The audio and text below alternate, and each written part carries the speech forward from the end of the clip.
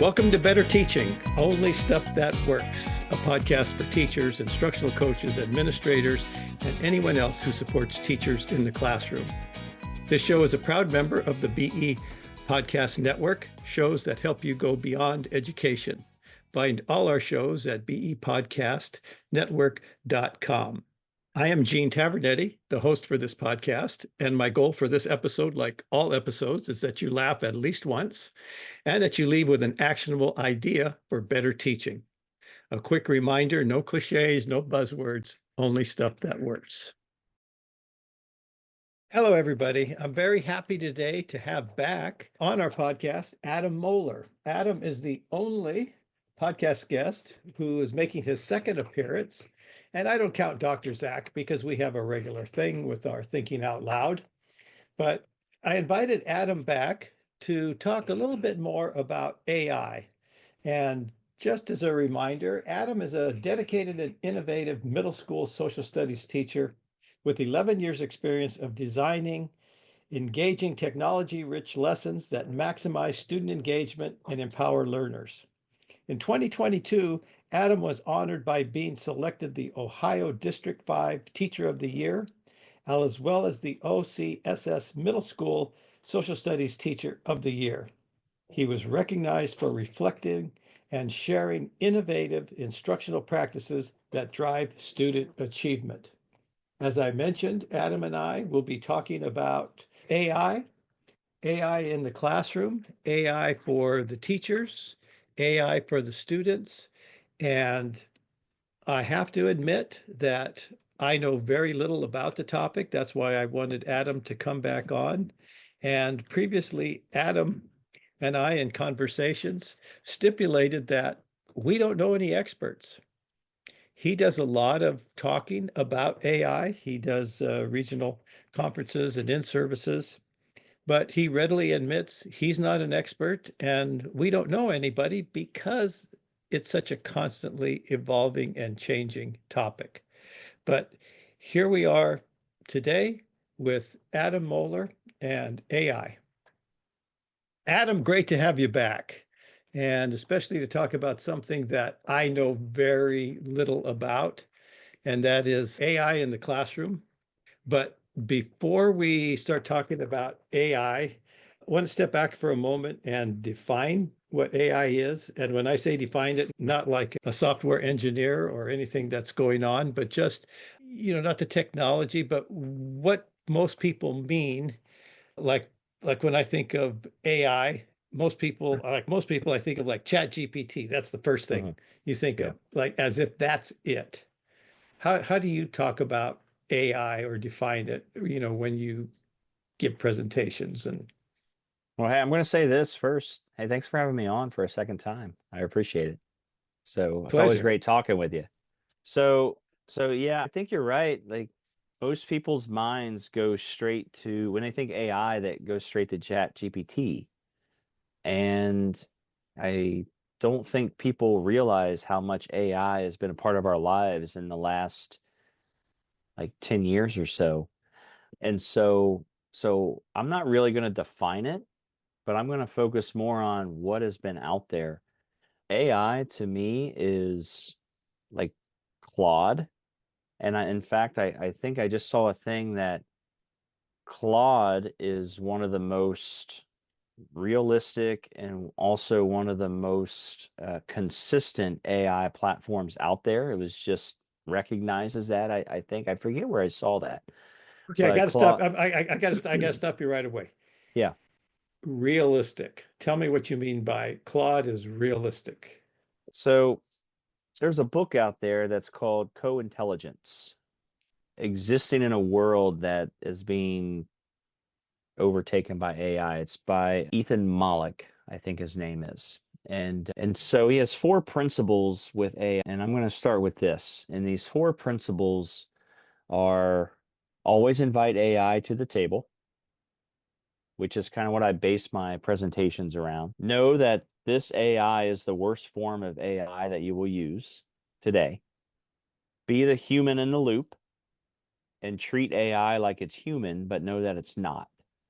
And I think that's how we can coexist with AI in this world. And I think those four principles are really good to live by. Now, with that being said, so like Claude is one of my favorites. I gravitated towards it because I know Jake Carr was immediately all about Claude because you could attach files to it. It's one of the first AI platforms you could attach files to, could analyze files, and it was super cool.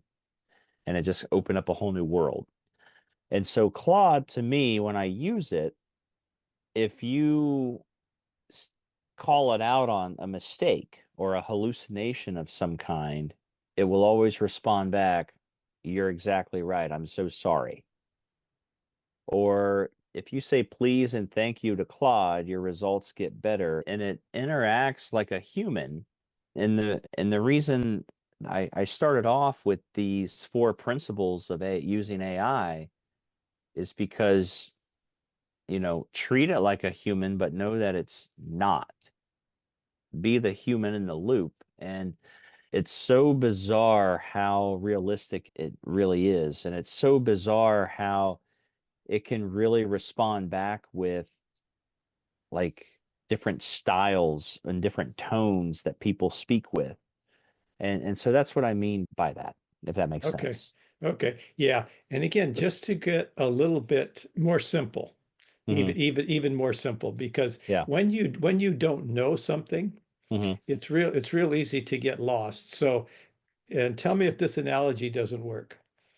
Claude and Chat GPT, it's like using Microsoft Word or a Google Doc. It's just a different platform.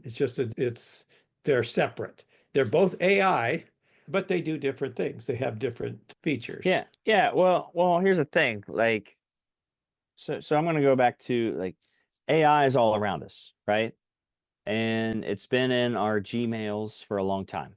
It will finish our thoughts for us. If you're typing an email, it'll it'll give you a suggestion and you hit the tab button and then it finishes your thought. If you're on your phone on anything Google related, it'll finish your thought and you tap outside of those words and it'll finish your thought for you. If you're on Apple Music, it'll pick up on what type of music that you listen to and give you suggestions. So to me, AI is just all around us. It's existed around us for so long, and we just haven't really realized it, if you will. And we are starting to now. Now, in terms of Claude and ChatGPT, so like ChatGPT is more of the like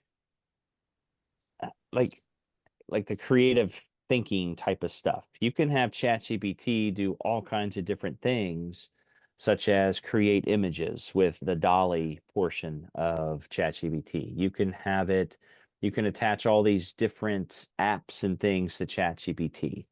Claude is not so great at creating images, but you get more consistent logical responses, if you will. And you can create what a thing called artifacts with Claude, where so let me use this as an example. I've done this in my class. I feel like I'm like going off on a tangent right now, but that's Just okay. keep going. I'll catch you.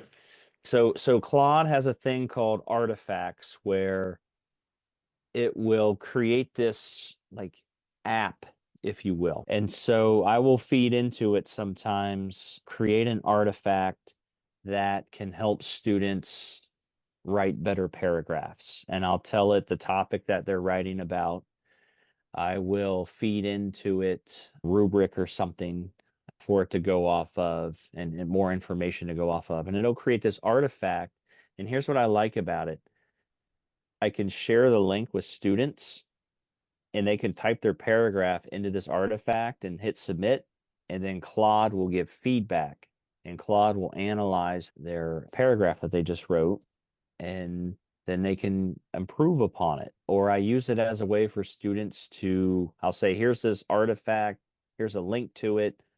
Once you're done typing your paragraph, once you're done doing this, copy and paste it into there, get feedback, and then improve upon it, and then submit it when you're ready to go. Now, it's not perfect by any means, but I really like how easy it is to create, and I like how easy it is to share with the students so they can check their work. They can get feedback, and it's just a quick way to give feedback to the students should they choose to use it.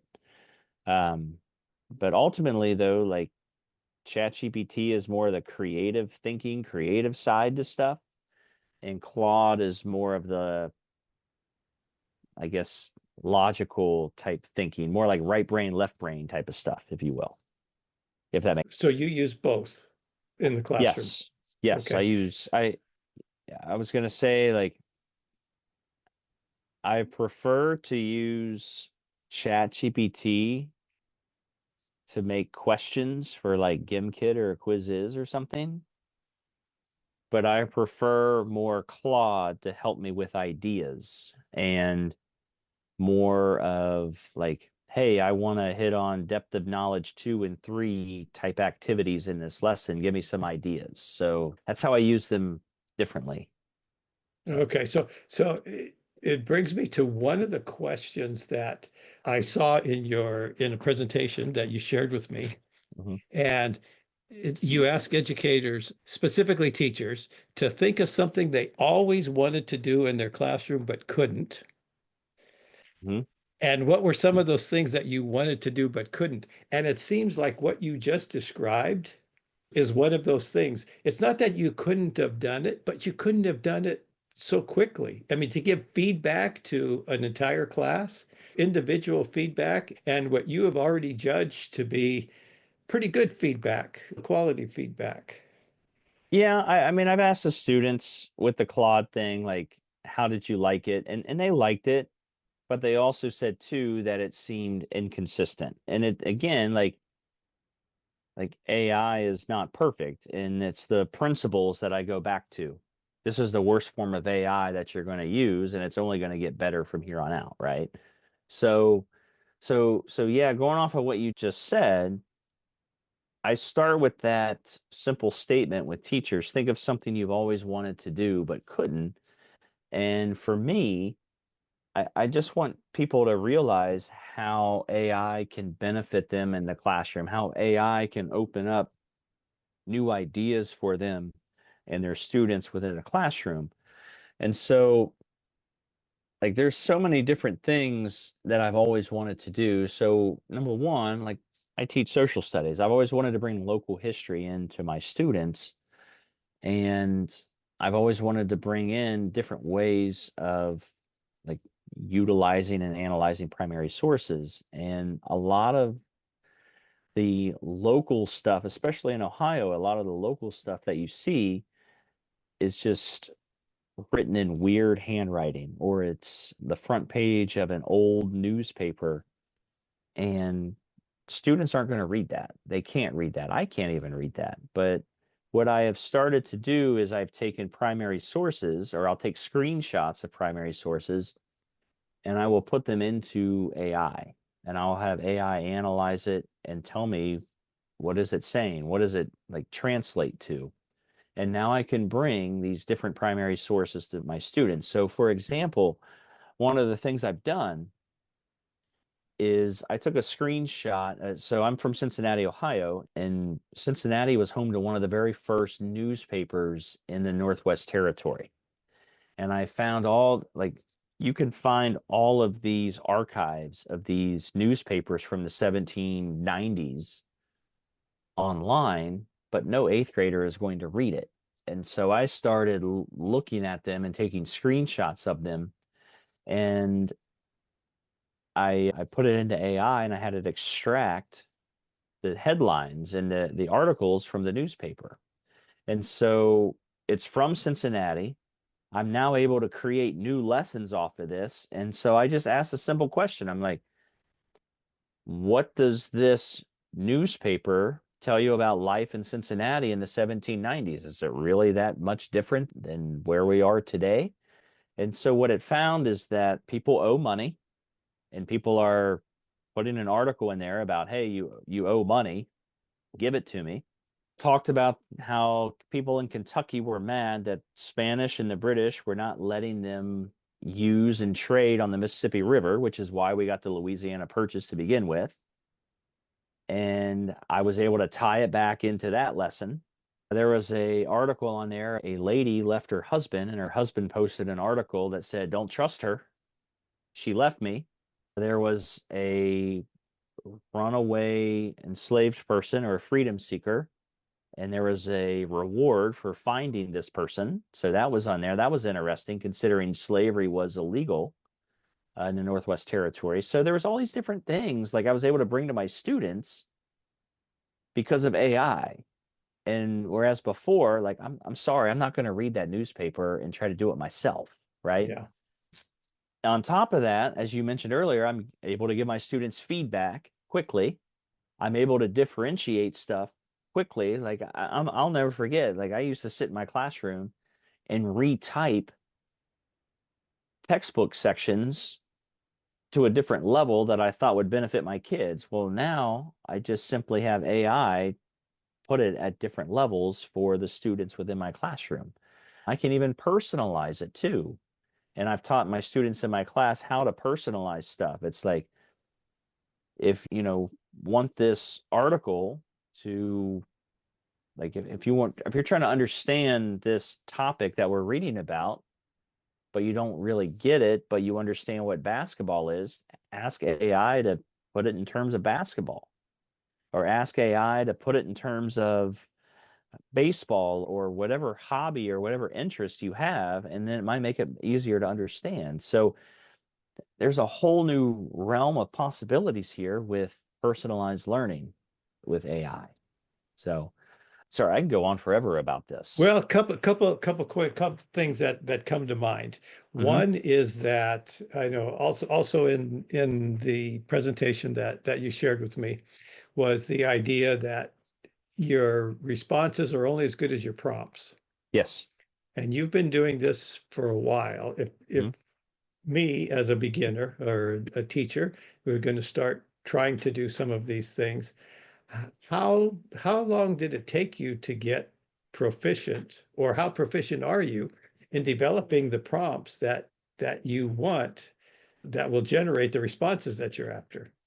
So I'm going to start with this. I think prompting. So there are all these. I don't know. This is just an opinion. I'm sharing an opinion. I feel like AI is so much better than what it used to be that our prompting doesn't have to be as good as it used to be, if that makes sense. Mhm. So there are all these different frameworks to create good prompts. And I know in some of my presentations, I've kind of shied away from or I haven't really focused on prompting as much because the responses you get are a lot better now than what they used to be. You still have to be good with your prompts, and you still have to be specific with what you want, but it doesn't have to be exact all the time. You can still get really good results with basic prompts now, is what I'm saying. Now, with that being said, I'm going to say this. It goes back to one of the principles I mentioned earlier from that book, Co-Intelligence, is treat AI like it's human, but know that it's not. And here's why that's important. I think sometimes, and I'm guilty of this, I overload AI with way too much stuff. And just like a human being, if you give somebody too many tasks or too many things at once, you're going to overfill their minds. You're not going to be able to get what you want. So Or you're just to clarify, when you say you're giving it too much, are you giving it too much in the number of prompts that you are giving at a time, or the other material that you're downloading? I'm expecting too much of it from the get-go, from the start of the prompt. So I might sometimes I'll say, hey, here's some information that's attached. I need you to analyze it, and then I need you to do this, and then I need you to do this, and then I need you to do this. And it's too much. It's just like when we ask kids to do way too much, or we overload them cognitively, their minds tend to shut down. And that's what AI does. So what I have learned to do is I need you to analyze this attachment. and then I hit go, and then it does its little analysis. All right, now I need you to do this. So I've learned to chunk things in my prompting to get more out of my responses, if you will. And so I think if anyone needs to be better with prompting, it's more of break down what you want and do it in different steps rather than throwing too many things at once at the AI. So, like if I were going to plan a lesson, I'll just use an example. If I were going to plan a lesson related to the Ohio standards, I would attach the standards for Ohio to AI, and I would say, I need you to analyze these standards and pick out anything related to the Constitution. That's the very first step. And next, I would say, all right, I need to create an 8th grade lesson and related to standard 2 or 3 on the Constitution, and they need to be able to answer this question. And now I would put that in there. And now I would say I want a 5-day lesson on the Constitution. And then I would throw in there, I'd analyze the information, I'd look at it, and I'd say, all right, now what vocabulary words seem to be important. And so like I'm working, if I'm going to design a unit or I'm going to design a lesson, I'm going to do it step by step like that. Or I might use this backwards design theory. What do I want the kids to be able to know and do at the end of this lesson? And I might start with that and then work. You just can't throw everything all at once and say, design me a unit on the Constitution for 8th grade for 5 days, because then you're going to get a bunch of crap. You got to build up to it at some point. So you're still the boss. You're still absolutely the boss. You have to be the human in the loop. Okay, so you just gave an example of how you would have AI be your, I'm going to say be your partner because I can't think of another way to say it right now. Your assistant. Your assistant, your research assistant. That's one of the things you always wished you had as a teacher. I wish I had a research assistant that I didn't have to pay just like they do in college. So you have that.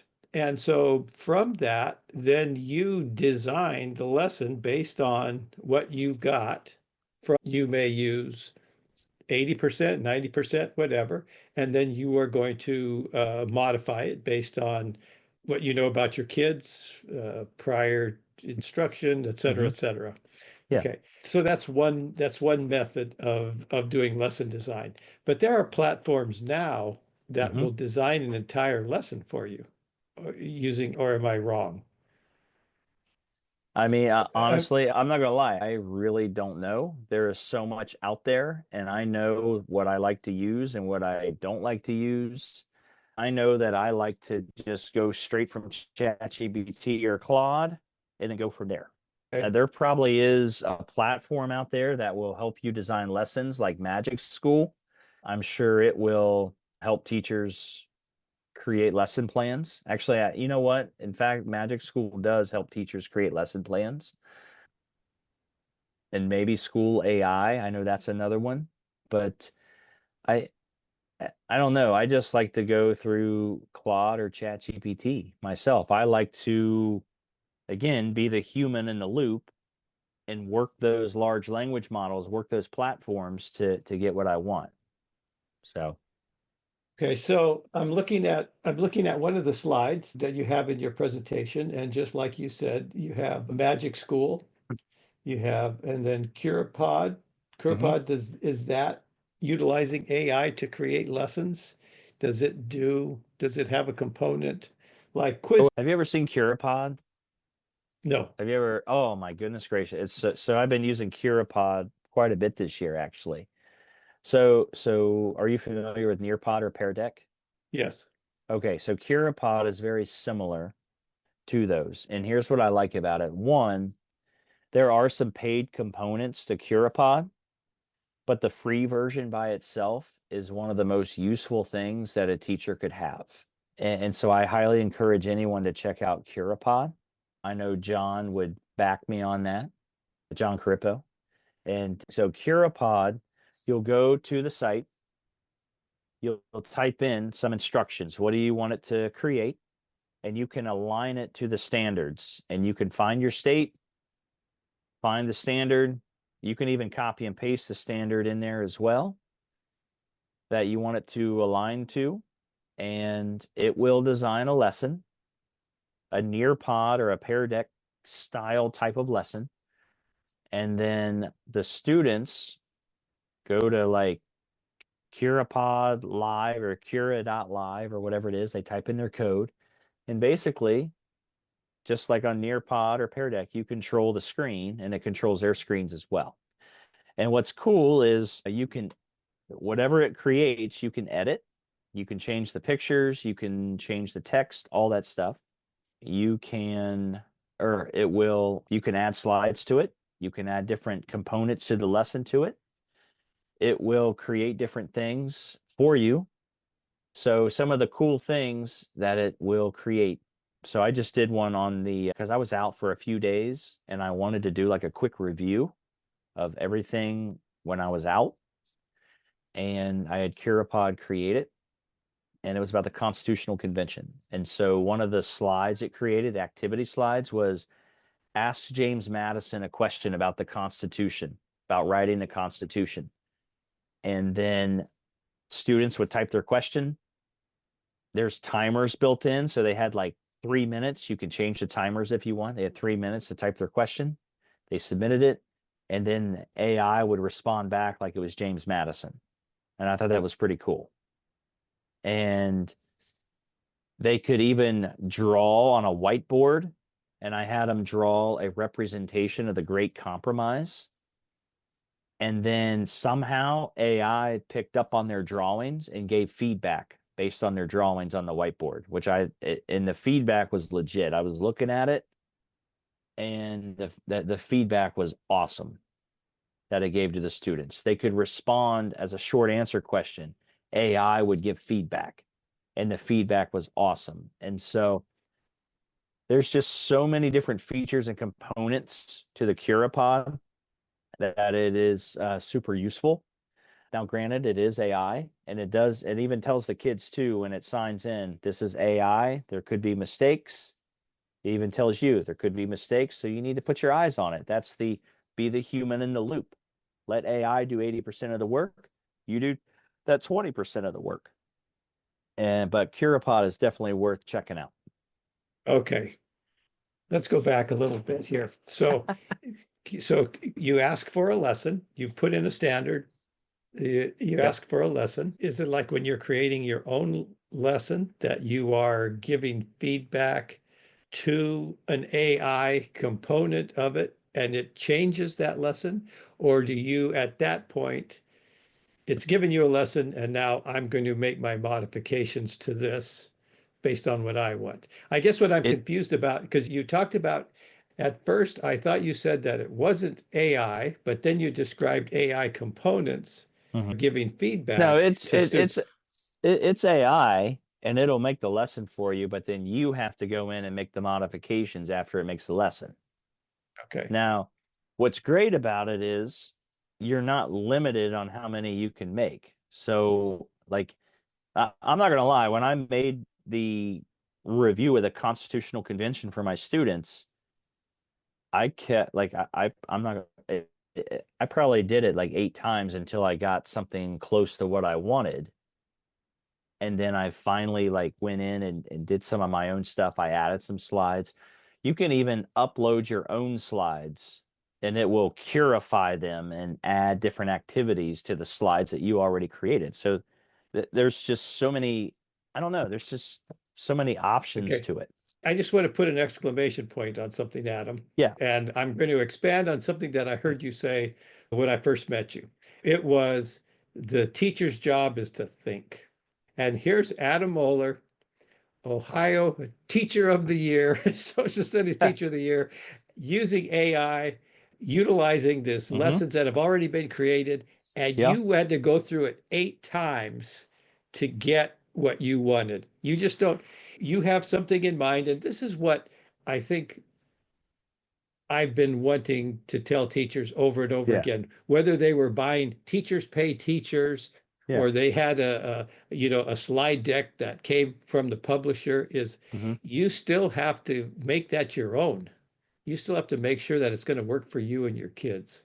That is correct. And I think some people see AI as taking the thinking out of stuff, which I get that, I guess, but like there's still a thinking component involved, right? Like if I'm not thinking, then yeah, I would accept the very first thing that it made for me, whether it was crap or not. But I went through all the slides and I thought to myself, I don't like that. And then I tried it again. I'm like, I don't like that. And then finally, after about I'm not kidding, I'm not exaggerating here, the eighth time, I thought, well, I'm going to start adding some of my own stuff and I need to add this picture, change stuff. So I'm going to go back to be the human in the loop. It's the 80/20 rule. Right. There's nothing wrong with letting AI do 80% of the work. Add your 20% to it. Nothing wrong with that. You're still thinking. And when you're thinking of the 80/20 rule, it's that Hmm. 20% that gives you 80% of the value. So Yes. it is that last 20% that is so important. Hmm. Otherwise, we don't need you. And I think that was another thing. We don't need you. We don't need you, the human. We don't need you, the teacher, which was another one of your slides Yeah, yeah, that yeah. hit me, that this is not going to replace you unless you let it replace you. It's not, and that's not going to be a good job. That's correct. Yes. Okay. Okay. Oh, Adam, okay, let me ask you this. Okay, so you've used AI to design work for the kids. Hmm. You used AI to help give feedback to the kids, and Hmm. then the kids have used that feedback to improve their work. What other ways do you teach students how to use AI? I mean, the big thing, oh, we're so afraid that students are going to use AI and cheat. And Yeah. what do you do with teaching kids about AI and how to use it effectively? So, so the only AI I've allowed them to use is Magic School. So there are different age qualifications on all these different AI platforms. Magic School I have used, and that's the extent of it this year. Now, sometimes I will put Claude up on my screen in front of them, and sometimes we'll play 20 questions with AI just to mess with it and just to see what it does. And so what that means is like I'm at my computer and I'll tell Claude, I'm like, hey, we want to play 20 questions. Think of something and we're going to ask you questions.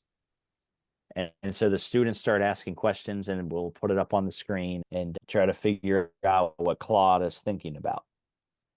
And so that's a way that I show them, hey, this is a way that, just expose them to AI, if you will.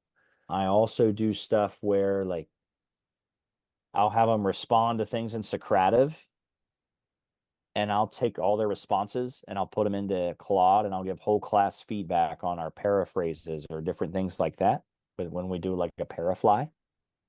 And that's a way to expose them to AI. So am I going to turn Claude loose on them? No, because they have to be 18 or older. Am I going to turn them loose on other AI platforms? No, because quite honestly, I'm not ready to trust them yet because so many students have this learned helplessness with them. And as soon as they see what AI can do, it just becomes a crutch rather than a tool. And so I'm not ready for that yet. And I don't think a lot of teachers are ready for that yet. But I'm educated enough about AI to where I can have conversations with kids on proper ways to use it. And so, I will try to demonstrate ways to generate ideas, or I will show them and have conversations with certain kids on how it can just help them with certain aspects. And so, one thing I've used this year is Magic School, and I'm not quite sure how I feel about this yet. But what I've done in Magic School is in Magic School, if you're not familiar with it, check it out. You can get a free trial. But Magic School uses the large language models to draw off of. So it uses ChatGPT, uses Claude, uses the Google AI to pull their information from. What it does is it has some goals for IEPs. All like there's probably 50 different things teachers can use this for. And what I liked about it is I started a free trial. I created a chat bot that I could easily share with the students. And so I've used it this year to where I fed it instructions. I gave the chat bot instructions on how to act and how to respond. I said, these are 8th grade students, respond appropriately. You're going to take on the persona of a founder of one of the 13 colonies. And here's where like I get tripped up a little bit. I'm like, I want to engage my students in the 13 colonies, but I also I don't want to bore them to death. I want to say, hey, read this textbook about the Massachusetts, because I'm sorry, like kids are different. And so what I decided to do this year was a chat bot. And so they would say, I want to learn more about Virginia. And then boom, the chat bot would take on the persona of the founder of Virginia. Or I want to learn more about Georgia. And it would take on the persona of James Oglethorpe, or excuse me, and things like that. But here's where I get tripped up is like, I don't want them to think that this is a human, right? And because these are 8th graders, but at the same time, I'm trying to engage my students. So I'm kind of conflicted on this whole aspect of, should we be using AI as historical personas or not? And part of me is like, no, but the other part of me is like, but I also want to engage my students with the content. And they were pretty well engaged. And so what we did is they researched the colony by asking questions. They filled out a Frayer model with information about the colony.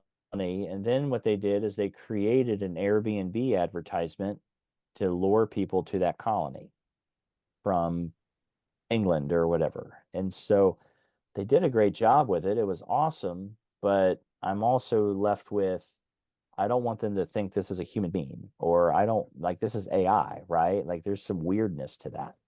So, but led to good conversations though about AI and proper ways to use it versus not, or how you can use it to personalize things for yourself versus not, or, here's why I'm using it and here's how you should not use it, Yeah. and so forth. Yeah. It's interesting. We always talk about the difference between kids and adults. And, you wanted them to have this experience because you thought you could bring content to them in a manner that they would accept it more, it wouldn't be boring. Yeah. And what are we seeing now with regards to text that has been written? AI is converting it into a conversation like a podcast and actually Yeah. creating podcasts. Because why? Because that's what adults will consume. Mm-hmm. So it's just a matter of degrees. I mean, it's Mm-hmm. not too much more than the hologram of Tupac at Coachella. We're going to get there. We're going to get there soon. Let me think if there was anything else that was burning question for me I with didn't think you'd regards be to mentioning Tupac on this podcast, Gene. I'm not gonna lie.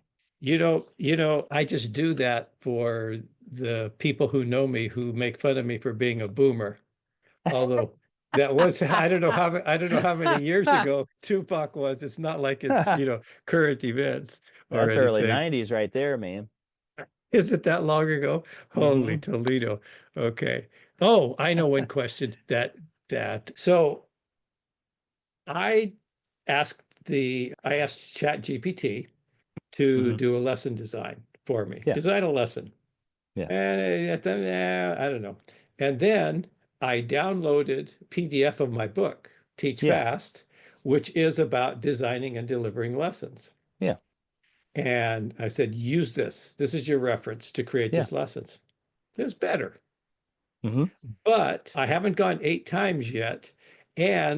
But I did okay, in this component, here's what I want you to think about. Never, Mm-hmm. ever do this. in the, Yeah. in this preview part when we are accessing schema of the kids. Yeah. And it didn't happen again. And then I had to go down to another component.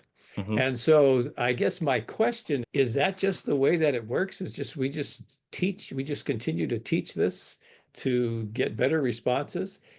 I guess my question is, it's different than a prompt, I guess. It's just feeding different content, different references, different sources that we want it to pull from.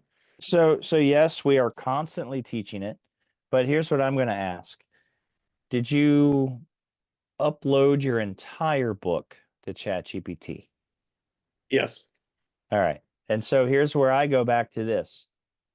Treat AI like it's human, but know that it's not. Can a human being literally look at every page of your book and soak it in and know right away, boom, what to do, right? You're making me feel good, Adam, because I'm thinking if this artificial intelligence misinterpreted what I had to say, Hmm. what are the rest of my readers doing? But you know what? I'm not going to feel like that anymore. I'm going to take it, I'm going to take responsibility. I overloaded the, Yes, it's you got to start okay. with you have to start with a low cognitive load, right? And if you want it to do certain things, take it step by step, piece by piece. Start with the previews, then start with the next thing, and so forth, and build up to start with the end in mind, but build up to what you want, right? Okay. All right. So I'm feeling better. Maybe it wasn't as Yeah. ambiguous as I thought it was. Adam, it is always a joy talking to you, and I think this is a topic that we'll continue to talk about Hmm. because, like you said, ChatGPT is the worst today that it will ever be. Yeah, for sure. And it's only getting better. So out of that book I referenced earlier, Co-Intelligence, they said that ChatGPT took the California bar exam and scored in the 10th percentile. But then ChatGPT 4, the update, took the same bar exam and scored in the 90th percentile. And now we're at ChatGPT 4.0. And I even saw like there's another ChatGPT beyond that is super expensive per month that is super powered. And it's like it's only getting better. And when's it going to stop, you know? So it's, yeah, constantly getting better. And who's the author of Co-Intelligence? Ethan Malik. Hold on here. I'm trying to see how to spell that last name. I don't want to spell it wrong. Okay, I can find it too. Oh, here it is. Ethan Malik, Molick. All right. And his book is called Co-Intelligence, Living and Working with AI. It's one of the best books that I have read, and I learned about it through Jake Carr. So, Any other sources that you would send teachers to learn about this without being overwhelmed, just like a honestly, like in the education world, if you want to learn more about AI, I mean, I've talked about Jake a couple times. Jake Carr and Nathan Collins are excellent resource for AI.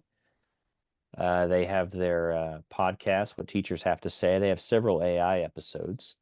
Matt Miller, Ditch That Textbook, is awesome with AI. And honestly, I'm going to stop there okay. because I don't want to overwhelm anybody, but those are two good places to Yeah. start. But like once you go to those people, then you can start branching out. And so yeah. But before branching out, try it. Try some Yeah. stuff Yeah. because you don't know what you don't know. It's like anything. It's easy to get excited. And then when you go to do it, it doesn't work. And then you throw your hands up and say, well, this wasn't as good as everybody says. Yeah, for So, sure. all right. Adam, always a joy talking to you. Thank you. Oh, can I And leave you with a dad joke, Gene? oh God, absolutely. Oh, and I forgot there's one other thing we've added to the show since you have been here that we haven't talked about. But go on with your dad joke first. So so my wife asked me what is the opposite of artificial intelligence? And I go, that's real stupid. It is appropriate that a joke about artificial intelligence, even a dad joke, it's a thinker. It's a Yeah. thinker. All right. So here is what I forgot to tell you before we started, is that I've added a new feature to the show, and that is, do you have a question for me? Oh So my goodness. do you have a question for me?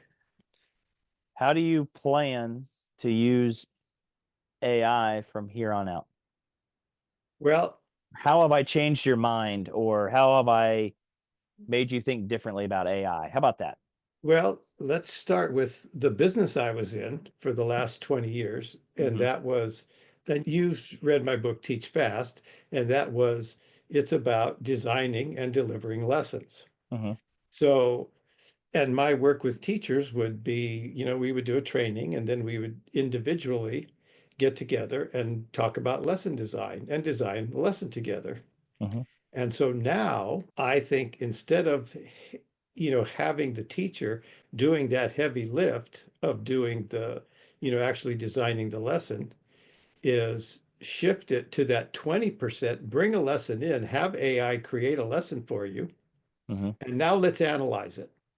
Is it doing everything that I wanted it to do? Hmm. And is this working for my kids? Because there's no reason, the only reason that we were teaching teachers to design lessons that would work for them was because the textbooks didn't do it. They didn't have Hmm. resources that were appropriate, that Yeah. were effective. So, like you said, let AI do the heavy lifting. And now Hmm. let's go in and do our 20% and make it work for us. And Hmm. I think I would want to shift to that, Hmm. is let's use the materials that are available. Let's use our tools. Hmm. So, all right, till next time. Till next time, Adam. See you with your dad jokes on Facebook. Thanks, Gene. Bye See ya. bye. Take care. If you're enjoying these podcasts, tell a friend. Also, please leave a 5-star rating on Apple Podcasts, Spotify, or wherever you listen. You can follow me on Blue Sky at G Tavernetti, on Twitter, X, at G Tavernetti, and you can learn more about me and the work I do at my website, tesscg.com. That's TESSCG.com, where you will also find information about ordering my books, Teach Fast, Focused Adaptable Structured Teaching, and maximizing the impact of coaching cycles. Talk to you soon.